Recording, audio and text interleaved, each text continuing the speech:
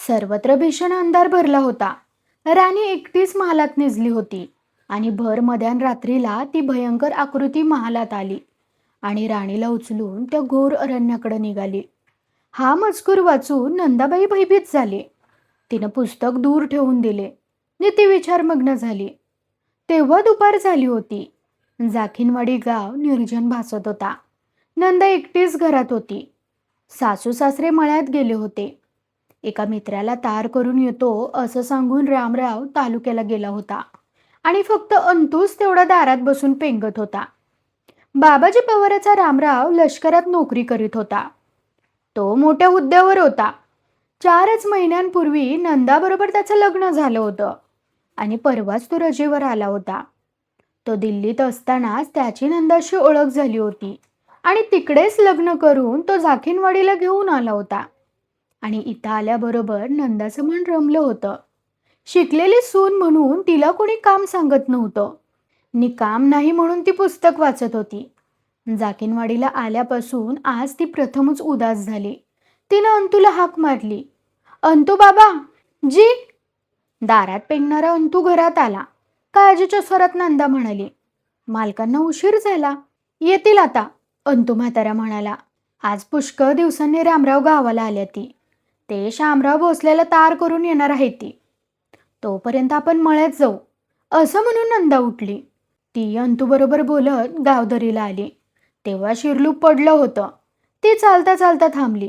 गावाशेजारी असलेले ते घनदाट जंगल पाहून ती विस्मयचकित झाली. 8-10 मैल चौरस जमिनीवर ते दाट जंगल उभं होतं. घाणेरी, चिल्लारी, करवंदी, बोरी यांनी दाटी केली होती आणि त्यात बाबळी, ऐन, लिंब, जांभूळ, आंबा अशी झाडं उभी होती. तसून तसू जागा झाडाझुडपांनी व्यापली होती. गांजणीच्या गवतानं तर मोठमोठ्या वृक्षांशी स्पर्धाच आरंभली होती. त्या जंगलात ऐन मध्यावर एक प्रचंड वटवृक्ष दिसत होता. त्यामुळे प्रचंड डोकीवर शेंडी दिसावी तसा तो महावृक्ष त्या अरण्याच्या डोकीवर दिसत होता. तिथं आत शिरायला जागा नव्हती. त्या रानात पाखरांनी कोलाहल केला होता. गारी तळपत होत्या. मोठमोठी गिधाडं त्या वटवृक्षावर उतरत होती. त्यांचा आकार तर गाढवा एवढा दिसत होता. चिमण्या, चिवळ, रागू, कावळे यांनी एकच दंगा केला होता. वटवृक्षावर वटवाघळं चिरकत होती. ते जंगल पाहून नंदा स्तंभित झाली आणि समोर पाहत म्हणाली, अंतू बाबा, हे जंगल कसलं? हा जोगीन हिरा म्हणायचा. अंतू म्हणाला, हे भयान जंगल गावाशेजारी कसं? नंदा पलीकडे दिसणाऱ्या डोंगराकडे पाहत म्हणाली आणि अंतू विचारात पडला. त्याचा चेहरा गंभीर झाला. त्या जोगीन हिऱ्याचा पूर्व इतिहास त्याच्या मस्तकात जागा होऊन तो नंदाला सांगू लागला. फार दिवसांपूर्वीची गोष्ट. एक जोगीन या खोऱ्यात आली होती. ती वयानं तरुण अन रूपानं देखणी होती. तशीच ती श्रीमंत होती, कारण तिच्याबरोबर हजारो मेंढरं होती, 25 घोडे होते, 25 गडी होते आणि कित्येक गायी म्हशीची खिल्लारं होती. शिवाय तिच्याजवळ एक हिरा आहे अशी बोलवा होती. ती आपला तो प्रचंड संसार घेऊन हिंडत होती. जिथं तिचं मन रमेल तिथं ती राहत होती. परंतु जोगिनीचा तो हिरा हस्तगत करण्यासाठी बिलंदर चोर टपून बसले होते. कित्येकांनी तयारी करून जोगिनीच्या वस्तीवर हल्लेही चढवले होते. परंतु प्रत्येक वेळी ते चोर पराभूत होऊन गेले आणि त्यामुळे तिचंही महात्म्य वाढलं होतं. तिला दैवी शक्ती प्रसन्न आहे म्हणूनच ती लुटली जात नाही अशी लोकांची समजूत झाली होती. एकदा त्या जोगिणीचा तो तांडा जाखीनवाडीजवळ उतरला होता. तेव्हा जाखीनवाडीत गणू चाळका नावाचा एक बलिष्ठ माणूस होता. त्यानं तो हिरा पळवण्याचा बेत केला होता, पण त्याला यश येत नव्हतं. तो पुन्हा पुन्हा प्रयत्न करीत होता. परंतु एके दिवशी भयंकर वादळी पाऊस आला. तो पाऊस मुसळधार होता. वीज, वारा यांनी तर कहरच केला होता. पाऊस तर 3 दिवस सारखा पडत होता आणि त्या भयंकर प्रलयातच गणू चाळका त्या तळावर गेला. तेव्हा 3 दिवस पावसात तडफडून मेंढरं मरत होती. घोड्यांनी अंग टाकली होती. वीज पडून चाकर ठार झाले होते आणि तो सर्वनाश पाहून जोगीन आकांत करत होती. आणि त्याच वेळी गणू चाळका तिथं गेला. त्यानं त्या जोगीनबाईचा खून करून ती सर्व संपत्ती लुटली. परंतु जिथं जोगिनीचा संसार बुडाला त्याच जागी मोठं अरण्य उगवलं आणि त्यात त्या बाईचा आत्मा पिशाच्य होऊन वस्ती करू लागला, असं गावाचं मत होतं. कारण गावची गुरंढोरं त्या जंगलात गेली की परत येतच नसत. वटवृक्षावरची गिधाडं त्यांना फाडून फस्त करीत असत. ही गिधाडं म्हणजे जोगिनीच्या मेंढरांचा अवतार आहे, असं लोक म्हणत. दुसरी गोष्ट, त्या जोगिनीच्या भूतानं गावात एकोपा ठेवला नव्हता. 2 फळ्या पाडल्या होत्या. चाळक्याविरुद्ध गाव असा बेबनाव घडून आला होता. रोज मारामाऱ्या होत होत्या. कुणाचं कोण ऐकत नव्हतं. पुढे पुढे गावची दुफळी भलतीच वाढली आणि 20 वर्षापूर्वी मळू चाळका नावाच्या एका 20 वर्षाच्या पोरानं भर दिवसा गुरुवाचा खून केला. परंतु तो मळू कुणाला सापडला नाही. तो बेपत्ता झाला. पण त्याला जोगिनीच्या भूतानं नष्ट केला असावा, असं जाखीनवाडीच्या लोकांचं मत होतं. दुसरं असं की आजपर्यंत गावची 20 माणसं एकाएकी नाहीशी झाली होती आणि ती सर्व जोगीन हिऱ्यात जाऊन मेली होती. त्या गिधाडांनी त्यांना खाऊन टाकलं होतं. माणूस जोगीन हिऱ्यात गेला की त्याची आशाच नसे. ती गिधाडं तळपत, त्या घरी गिरक्या घेत. कावळे कावकाव करी नि ते सर्व पाहून गावकरी रडत, भयभीत होत. जोगीन हिरा म्हणजे हिऱ्यासाठी जोगिनीचा खून झाला. ती मेली. तिथं जंगल उगवलं आणि लोकांनी त्या जंगलाला जोगीन हिरा असं नाव दिलं. असा तो जोगीन हिरा जाखीनवाडीच्या मानेवर लटकती तलवार झाला होता. ही कथा ऐकून नंदाला पुन्हा भीती वाटली. रामराव येईपर्यंत ती त्याचाच विचार करीत होती. आपण या गावात 1 महिना राहणार आणि याच दरम्यान ते भूत गावात शिरलं तर, असं तिला वाटू लागलं. ती भूत, जोगीन हिरा याच विचारात गुरफटून गेली. दिवस बुडाला. जाकीनवाडीवर कडूसं पडलं नि एकाएकी गावात भीतीचं वातावरण पसरलं. शिवारातून येणारी माणसं घाबरी दिसत होती. ती दबक्या आवाजात काहीतरी बोलत होती. एकूण एक माणसाचा चेहरा पडला होता. रामराव दुःखित झाला होता. त्या बुजऱ्या हालचालीचा त्याला अर्थच लागत नव्हता. नंदाचं तर ऊरच धडधडत होतं. सर्व काही उदास, भकास नि ओसाड दिसत होतं. शेवटी बाबाजी पवार मळ्यातून आला. तो केविलवाणा चेहरा करून म्हणाला, आज घात झाला. केशाला दुर्बुद्धी सुचली नि त्यानं लखू चाळकेशी भांडण केलं. आता तो विनाकारण मरणार. हे ऐकून रामरावाला आश्चर्य वाटलं. तो म्हणाला, केशा मारणार म्हणजे? त्याला कोण मारणार? त्याला जोगीन हिऱ्यातील भूत मारणार. बाबाजी दबक्या आवाजात म्हणाला, चाळकेशी कलागत करील त्याला ते भूत ठार करीत असतं. अशी 20 माणसं आत्तापर्यंत जीवाला मुकली आहेत. आता किशाची वारी. किशाला कोणी वाचवणार नाही का? रामरावानं विचारलं. तसा बाबाजी घाबरून म्हणाला, तसं करणं गुन्हा आहे. भूताची करणी अगाध आहे. आम्ही या गावात जीव मुठीत घेऊन दिवस काढीत आहोत. आज न उद्या ते भूत गावात शिरणार नि किशाला घेऊन जाणार. तो प्रकार ऐकून रामराव विचारात पडला. परंतु या भूताची पाठ धरायची नि किशाला वाचवायचा, असा रामरावानं मनात निश्चय केला. तो जेवण होताच आपलं अंथरूण अंगणात टाकून पडला. भरलेलं पिस्तूल त्यानं तयार ठेवलं. किशाचं घर समोरच होतं. त्याला मरणकळा आली होती. पोरं बाळ दुःखी झाली होती. गावकरी येऊन धीराच्या गोष्टी सांगून जात होते. परंतु जो तो मनात भेदरला होता नि हळू बोलत होता. आपण चूक केली म्हणून किशा स्वतःला दोष देत होता. थोड्या वेळाने 4-5 तरुण रामरावाकडे आले आणि म्हणाले, तुम्ही सावध असा नि किशाला वाचवा. आम्ही गल्लीत बसतो, असं सांगून ते गेले आणि रामराव भूताची वाट पाहत बसला. त्यानं आपलं पिस्तूल सरळ धरलं होतं, परंतु भूत या कल्पनेवर त्याचा विश्वासच नव्हता. ते येईल आणि किशाला घेऊन जाईल असं त्याला वाटतच नव्हतं. परंतु गावातील ती घबराट पाहून तो दारात पहारा करीत होता. तो एकटाच जागा होता. तेव्हा मध्यरात्र होती. सर्वत्र भीषण शांतता प्रस्थापित झाली होती. त्याची नजर केशाच्या कवाडावर स्थिर होती. परंतु एकाएकी त्याचे डोळे झाकू लागले. पापण्या जड झाल्या. आली आली म्हणत त्याला झोप आली आणि गपकन तो एका भयंकर स्वप्नात बुडाला. कोळ्याच्या जाळ्यात माशी अडकावी तसा तो त्या स्वप्नात गुरफटून गेला. तो त्या स्वप्नात पाहत होता. एक काळी धिप्पाड आकृती मंद गतीनं गावात आली. ती रामरावाच्या पायथ्याला किंचित थांबली, परंतु पुन्हा पुढे केशाच्या दारात गेली. तेव्हा दार बंद होतं, म्हणून ती आकृती थांबली नाही. तिनं एकाच धक्क्यात घराची चौकट मोडून आत प्रवेश केला आणि पुन्हा केशाला घेऊन बाहेर आली. व आल्या मार्गानं पुन्हा तशीच मंदगतीनं परतली.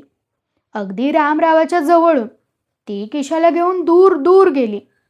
तेव्हा रामराव चडफडत होता. उरावर दगड रचल्याप्रमाणे धडपडत होता. उठून किशाला मदत करावी, हातातील हत्यार चालवून त्या आकृतीच्या चिंध्या कराव्या, असं म्हणून तो कळवळत होता. परंतु तो जागचा उठत नव्हता. त्याला हलताच येत नव्हते. ही त्याची वाचाही बसली होती. डोळ्यावरची झापड दूर होत नव्हती. आणि तो जेव्हा जागा झाला तेव्हा नंदा त्याला उठवीत होती. "आहो, उठा ना, किशाला भूतानं पळवला," असं ती म्हणत होती. गावात सर्वत्र गलका माजला होता. जो तो किशाला भूतानं नेला म्हणून हळहळत होता. आणि किशाच्या घरात आक्रोश सुरू झाला होता. रामरावानं उठून काही माणसं बरोबर घेऊन दूरपर्यंत दौड मारली. सर्वत्र किशाचा शोध केला, परंतु त्याचा पत्ता लागला नाही. सकाळी जोगीन हिऱ्याजवळ किशाचं एक पायतान सापडलं आणि तो त्या जंगलात गेल्याबद्दल सर्वांची खात्री झाली. जेव्हा रामराव निराश होऊन घरी परतला तेव्हा भूताच्या अस्तित्वाखाली तो संपूर्ण चिरडला होता. जोगीन हिऱ्यात भूत आहेत, ही ती महाभूत आहेत, असं त्याच्या मनानं मान्य केलं होतं. या गावात राहणं अशक्य आहे असं त्याला वाटत होतं. आणि तो घरी आला तेव्हा सर्वच लोक रडत होते. रामरावानं भूताचा पाठलाग का केला म्हणून बाबाजी ऊर बडवून घेत होता. नंदा रडत होती. किशा गेला, आता रामराव जाणार, अशी गावाची खात्री झाली होती. आपणाला स्वप्नात गुंतवून भूतानं किशाला उचलला यावरून भूत आता आपलाही काटा काढणार म्हणून रामराव मनात खचला होता. आणि स्वरक्षणार्थ काहीतरी करायचे म्हणून विचार करू लागला. परंतु ती भूताची कल्पना इतकी वाढली की तो संपूर्ण गांगरून गेला. परंतु त्याच दिवशी दुपारी शामराव भोसले हा शिकारीला जायच्या तयारीनं जाखीनवाडीत आला. त्याला पाहून रामरावाला धीर आला, कारण तो त्याचा जिवलग मित्र होता. तसाच तो तरुण आणि धाडसीही होता. ते दोघे एकाच जागी लष्करात नोकरी करीत होते आणि दोघेही एकाच वेळी रजेवर आले होते. रामरावानं त्याला भूत, जोगीन हिरा, किशा, रात्रीचं स्वप्न ही सर्व कथा सविस्तर सांगितली आणि ते ऐकून शामराव गंभीर झाला. नंतर त्या दोघांनी किशाची चौकट पाहिली.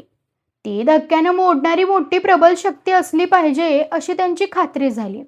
आणि त्यांनी रक्षणाची सर्व तयारी केली. 2 बंदुका सज्ज केल्या, सर्व दारं नीट करून घेतली, पेट्रोमॅक्सच्या बत्त्या लावल्या आणि लष्करी पोशाख करून ते दोघे गस्तीसाठी तयार झाले. ते रात्र त्यांनी खडा पहारा करून काढले, पण त्या रात्री भूत काही आलेच नाही.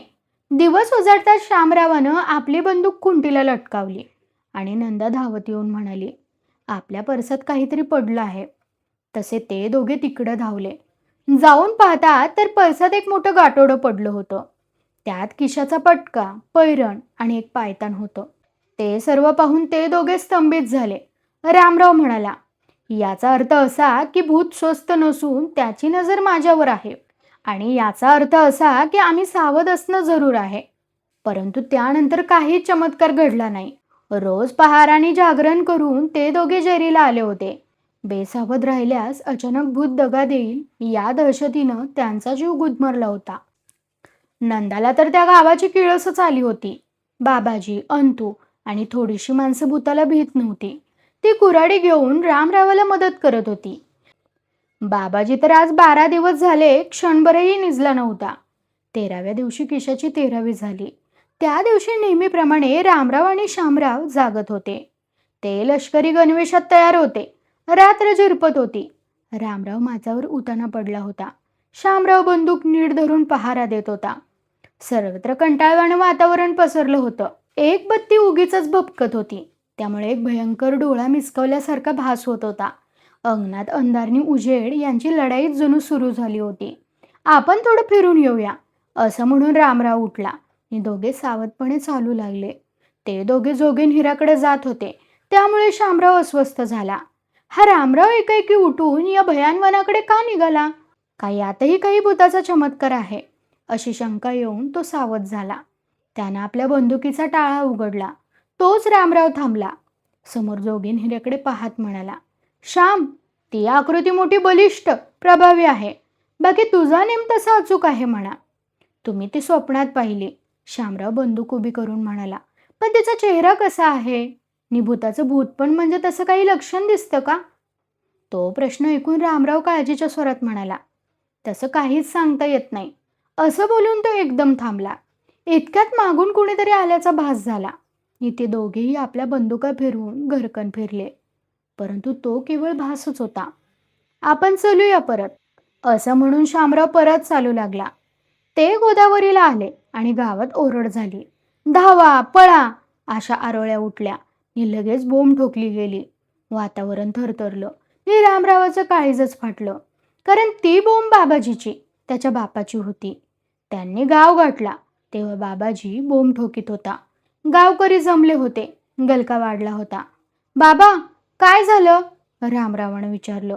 नंदाबाईला भूतानं पळवली, बाबाजी म्हणाला आणि रामरावाच्या तोंडचं पाणी पळालं. परंतु कशी पळवली? पुन्हा त्यानं विचारलं आणि बाबाजी म्हणाला, परसदार मोडून भूत आत आलं. भूतानं अखेर दगा दिला होता. रामरावनी श्याम भोसले यांची पाचावर धारण बसली. त्यांनी माणसं बरोबर घेऊन पळापळ केली, परंतु व्यर्थ. नंदाचा पत्ता लागला नाही. मग ते सर्व जोगीण हिऱ्याजवळ आले. रामराव म्हणाला, श्याम, किती वाजले? 5. श्याम म्हणाला, तुम्ही आता माझं ऐका. आपण आत शिरूया. हो, आता या जंगलात शिरलंच पाहिजे. रामराव घाबरा होऊन म्हणाला, नंदाला वाचवणे नाहीतर मरून जाणे हे 2च पर्याय माझ्या पुढे आहेत. असं म्हणून त्यानं आपलं घड्याळ बरोबर लावलं आणि पुन्हा म्हणाला, श्याम, तू पश्चिमेकडून आत शिर, मी पूर्वेकडून शिरतो. आपण दोघांनी त्या वटवृक्षापाशी 7 वाजेपर्यंत पोचायचं. तू पूर्वीच पोचलास तर माझी वाट पाहायची आणि जर मध्येच ते भूत भेटलं तर जे सुचेल ते करायचं. ठीक आहे, श्याम म्हणाला. जिकडे गोळीबार होईल तिकडे तुम्ही या किंवा मी येईल. असं म्हणून तो त्या जंगलात शिरला. नंतर आज गोळीबार सुरू झाला की या जंगलाला आग लावा, असं बाबाजीला सांगून रामरावही त्या जंगलात शिरून दिसेनासा झाला. ते दोघे त्या भयंकर वनातून मार्ग काढीत पुढे सरकत होते. दोघांनी 2 दिशांनी त्या वटवृक्षाकडे आक्रमण आरंभले होते. त्यांच्या मुठीतील बंदुकात भयान मृत्यू विश्रांती घेत होता आणि तो स्वतःचा देह मृत्यूकडे लोटीत होते. एक भयंकर क्षण जवळ येत असावा असं त्या दोघांनाही वाटत होतं. सकाळचे 7 वाजले होते.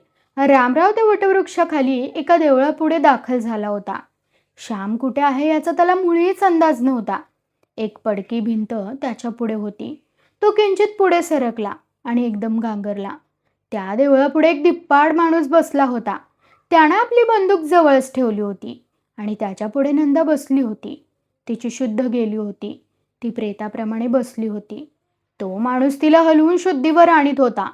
तो हलवेल तशी ती हलत होती, कलंडत होती आणि तो तिला जाग करीत होता. लगेच रामरावानं आपली बंदूक सरळ केली, पण दुसऱ्या क्षणी त्याच्या लक्षात आलं. नंदा पुढं होती. तिला टाकून त्या माणसाला गोळी घालणं अशक्य होतं. त्याचा नाईलाज झाला.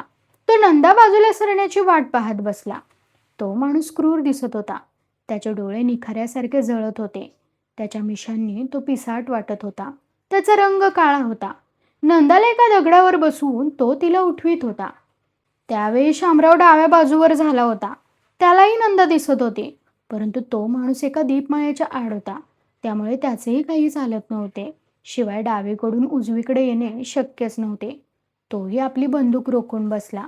थोड्याच वेळाने नंदा शुद्धीवर आली आणि गर्भगळीत होऊन चित्रासारखी त्याच्या पुढे बसून राहिली. तो माणूस रखरखीत आवाजात म्हणाला, आज 20 वर्ष मी असा देह पाहिला नाही. तू इथं राहा, मला नकार देऊ नको, नाहीतर मी तुला ठार मारेन. परंतु तुझी ही काया चिरडून नंतर. चल उठ.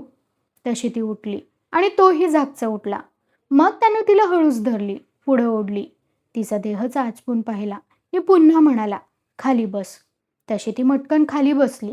रामरावानं बंदूक उचलली, पण तोही खाली बसला आणि पुन्हा नंदा आड आली. चापावरचं बोट तसंच राहिलं. त्या माणसावर 2 बंदुका रोखल्या होत्या, परंतु त्याला त्याची कल्पना नव्हती. नंदाच्या नादात तो भान हरपून बसला होता. त्याच्या अंगात रक्त कडत होतं आणि डोकं भनभनत होतं. त्याला फक्त नंदा, तिचं तारुण्य एवढंच दिसत होतं. शेवटी तो म्हणाला, चल देवळात. तशी नंदा उठली आणि रामराव निर्भान झाला. त्यानं वर नळी करून एक गोळी झाडली. एक प्रचंड धडाका झाला आणि जोगीन हिरा दणदणला. एक मोठा गिधाड धाडकन अंगणात पडून धडपडू लागला. पण त्याच वेळी त्या माणसानं नंदाला गपकन पुढे केली. तिच्या खांद्यावर आपली बंदूक ठेवून त्यानं रामरावावर आपला नेम धरला. पुन्हा रामराव बेहिम्मत झाला. पण त्या माणसानं धडाधड 4 गोळ्या झाडून आपणही तयार आहोत याची घोषणा केली. श्याम तसाच बसून होता. त्याला तो अजूनही दिसत नव्हता. मात्र त्यानं आपला मोर्चा सोडला नव्हता. तो सज्ज होता. आता रामरावाची अवस्था केविलवाणी झाली होती. वाळूच्या पोत्याप्रमाणे नंदाला पुढे करून तो माणूस त्याच्या पुढे बसला होता आणि रामराव हताश होऊन जीव वाचवित होता. त्याला काहीच करता येत नव्हते. थोड्या वेळानं तो माणूस गरजला, "ए, तू आपली बंदूक माझ्याकडे टाकून चालता हो, नाहीतर मी या पोरीचा जीव घेईन." हे ऐकून रामराव दचकला. काय करावं हेच त्याला सुचेना. तोच तो पुन्हा ओरडला, "आटप! आता आपण जीवनाची लढाई निश्चित हरलो.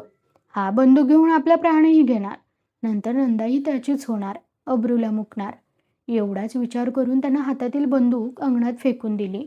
ती बंदूक पुढे पडताच त्या माणसानं जागा सोडली. तो आपली बंदूक रोखून पुढे सरकला. रामरावानं सर्व आशाच सोडून अंग टाकलं. तो माणूस बंदुकीजवळ आला आणि बाजूला श्यामची बंदूक कडाडली. एकाच दणक्यात श्यामने लढाई जिंकली आणि दुसऱ्या क्षणी तो रामरावाकडे धावला. रामरावाने त्याला मिठीच मारली. तेव्हा तो माणूस कड्यावरून पडलेल्या रेड्याप्रमाणे धडपडत होता. त्या दोघांना पाहताच नंदानं हंबरडा फोडला. तेव्हा वटवृक्षावरचे गिधाड सैरावैरा पळत होते. कावळे भेदरले होते आणि एकाच बाजूनं तो जोगन हिरा जळत होता. त्या दोघांनी ते प्रेत जेव्हा ओढत बाहेर आणले तेव्हा जंगलाबाहेर जमलेले गावकरी पुढे धावले. भूताचं मडं पाहण्यासाठी सर्वांनी गर्दी केली. पण ते प्रेत पाहताच सर्व चकित झाले. "अरे ह्यो तर मळू चाळक्या!" असा एकच आवाज उठला. गुरुवाचा खून करून फरारी झालेला तो मळू चाळका 20 वर्ष त्या जंगलात भूत होऊन वावरत होता. कथा कशी वाटली हे कमेंट करून सांगा. कथा आवडल्यास इतरांना शेअर करा. कथेला लाईक करा, कमेंट करा आणि चॅनलला सबस्क्राईब करायला विसरू नका.